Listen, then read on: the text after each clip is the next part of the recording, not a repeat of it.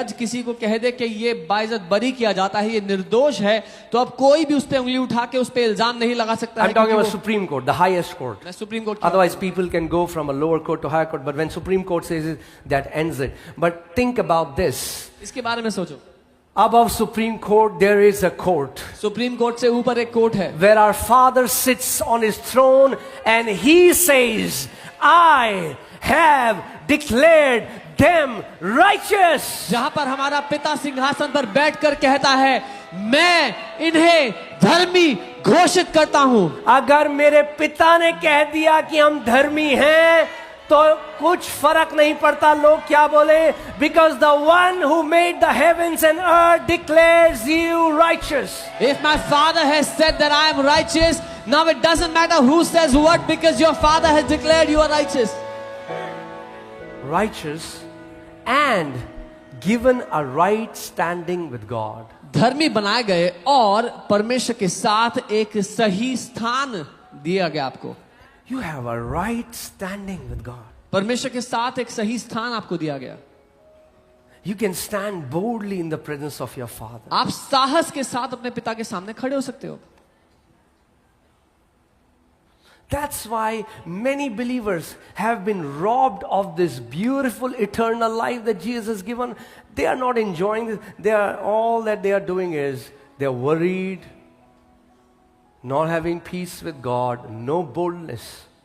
इसीलिए बहुत से लोगों से चुरा लिया गया गलत शिक्षाओं के कारण वो चिंतित हैं, परमेश्वर के साथ शांति में नहीं है।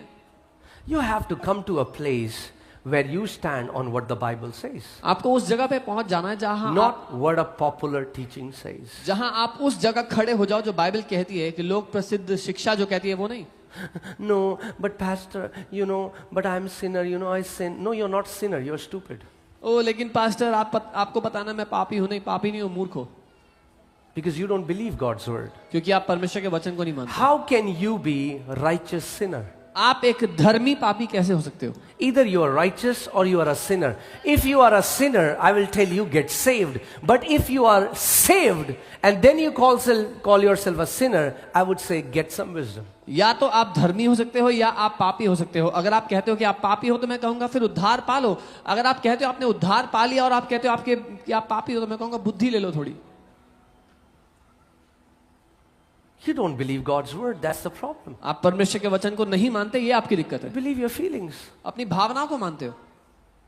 When you didn't declare yourself righteous. आपने अपने आप को धर्मी नहीं घोषित You किया didn't था। say I'm righteous. आपने नहीं कहा मैं धर्मी He हूं। says you are righteous. उसने कहा है कि आप धर्मी हो। Why are you righteous? क्यों धर्मी हो आप? Because of your faith in Christ Jesus. मसीह यीशु पे विश्वास करने के कारण।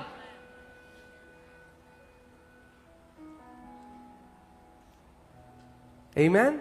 By faith and actually, I love this definition. One definition of justified means just as if you have never sinned. और धर्मी ठहरा जाने की एक परिभाषा मुझे बहुत प्यारी लगती है। उसका अर्थ ऐसा लिखा है, ऐसा जैसे आपने कभी पाप किया ही नहीं था। I know it's too good for our brain. मुझे पता है हमारे दिमाग के लिए बहुत ज्यादा अच्छी बात है। What? क्या? Is that the position God has given us? क्या ये वो जगह है जो परमेश्वर ने मुझे दे दी है?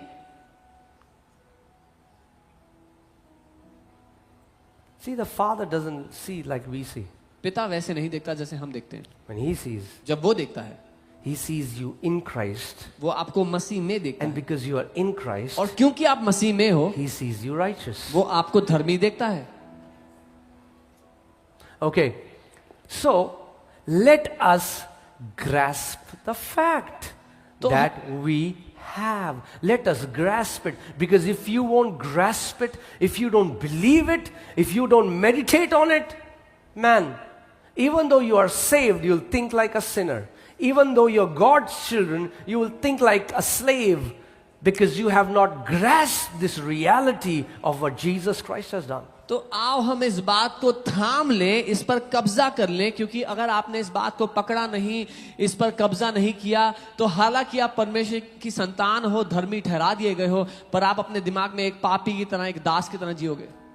Okay, let us grasp this fact that we have the peace of reconciliation to hold and to and to तो हम इस बात को थाम लेते हैं कि हमें परमेश्वर के साथ मेल मिलाप, एक अच्छे रिश्ते और शांति दे दी गई है कि इसका हम मजा ले सकें. this relationship. You will enjoy it with your Father the अपने- day you know you have peace, you have been reconciled with Him. अपने परमेश्वर पिता के साथ जो रिश्ता आपको मिला है उसका आप मजा ले पाओगे जब आपको पता होगा कि आपका रिश्ता जुड़ चुका है, आप दोनों के बीच में शांति है. Imagine God made us to have deep fellowship. What are people doing? Oh प्रभु जी माफ कर दे प्रभु जी, ये दे दे प्रभु जी, हील कर दे प्रभु जी. बस वो सुई वहीं तक अटकी है. परमेश्वर हमें एक गहरे God is just some far away abstract being. परमेश्वर ने हमें गहरे रिश्ते के लिए बनाया, but people are stuck with Lord, forgive me, give me this, give me that. परमेश्वर वो ऐसे ट्रीट करते हैं, परमेश्वर बहुत दूर बैठा हुआ है, एक बहुत ही शक्ति है सर, वो एक शक्ति बहुत दूर बैठा हुआ है. Peace with God through our Lord Jesus Christ, the Messiah, the Anointed One. हमें परमेश्वर के साथ शांति मिल चुकी है, हमारे प्रभु यीशु मसीह जो मसीहा, जो अभिषेक है उसके. So one thing that many believers don't believe till now, and I have to build this. This is like the elementary. I'm teaching today the kindergarten, the play school teaching, because this foundation. If this foundation is wrong, तो आज मैं ये नींव डाल रहा हूँ, ये kindergarten की वो नींव है, क्योंकि अगर ये नींव गलत है. imagine if a child goes to kindergarten and the teacher teaches him A K L P S to U, आप and Kalpana if he learns that, he's going to think that's how we spell ABCD.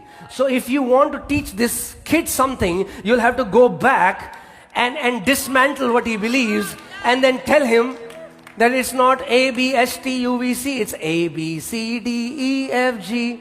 Because that teaching, that basic, is very important for him tomorrow to grow. आप कल्पना करें, एक बच्चा primary school में जाता है, उसको वर्णमाला ही गलत सिखाई जाती है, तो बच्चा बड़ा होके क्या सीखेगा? तो आपको पहले वो वर्णमाला उसकी सही करनी पड़ेगी कि वो बड़ा होके ठीक से सीख पाए. There are people who will go, I want to learn about all the trumpets. Trumpets के बारे में बाद में सीखना, पहले ये सीख ले basic. कुछ लोग कहते हैं मैं ट्रम्पेट्स के बारे में सीखना चाहता हूं. Tell them learn about trumpets, learn the basics. Your trumpet sound is messed up right now. तुम्हारी ट्रम्पेट की आवाज खराब हो रखी है अभी.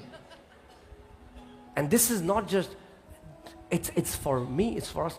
We have to constantly, we have to come back and आप जानते हैं जब एक बिल्डिंग होती है लंबा चलाना है, the foundation has to be strengthened, because more the foundations are strengthened, stronger the building is going to be.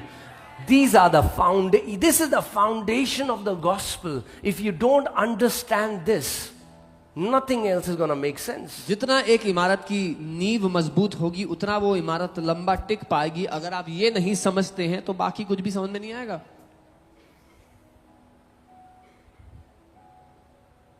Amen.